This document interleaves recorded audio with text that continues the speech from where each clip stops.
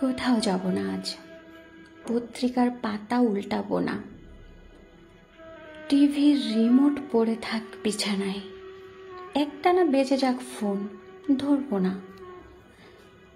বুয়া এসে calling bell টিপে টিপে ফিরে যাক, দুদলা এসেও ফিরে যাক পাশের ফ্ল্যাটের জিতু তিন্নির আব্বুও।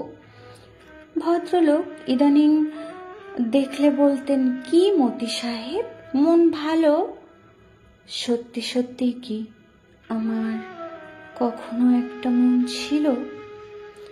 কণিকা এখন আর ফোন করে বলে না, তোমার কি বিকেলের সময় হবে?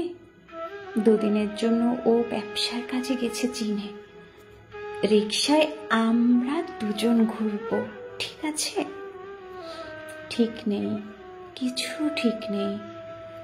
যখন তখন হয়ে যাচ্ছে ও গুম। শেয়ার বাজারে পুঁজি খাটিয়ে ওমর ভাই দেউলিয়া প্রায়। আগামী নির্বাচন নিয়ে জনমনে দারুণ সংশয়।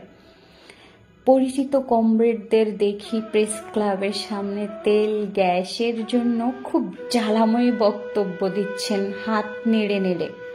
বেতন বাড়াতে গার্মেন্টসে ব্যাপক বিদ্রোহ, বিশ্ববিদ্যালয়ে খুন, জঘন্য ধর্ষণ।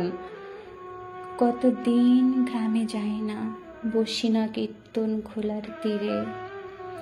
বড় বোন করেছিল ফোন, বাড়ি আই, তোর জন্য মেয়ে দেখতেছি।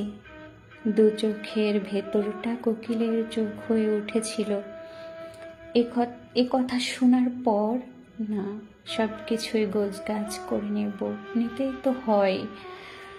তবু একটা চাকরি, কলিং বেল টিপ দিলে হাসি মুখে খুলবে দরজা, মসৃণ আঁচল দিয়ে মোছাবে লবণ ঘাম। এক কাপ গরম চা মজাদার, ঝাল টক মিষ্টি রাতের খাবার। তারপর অন্ধকার,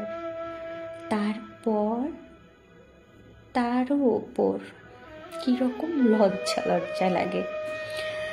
হাই স্কুলে পড়া বয়সটা যেন কোথায় সে বন্ধুরা আজকে?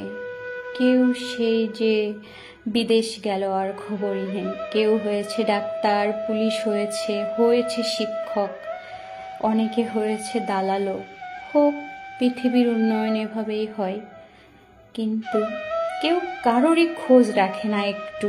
আজ আমার ফ্ল্যাটে আসবে ডাক্তার ও পুলিশ বন্ধুদ্বয়, আসতেই হবে কর্তব্য পালনে। আজ কোথাও যাব না।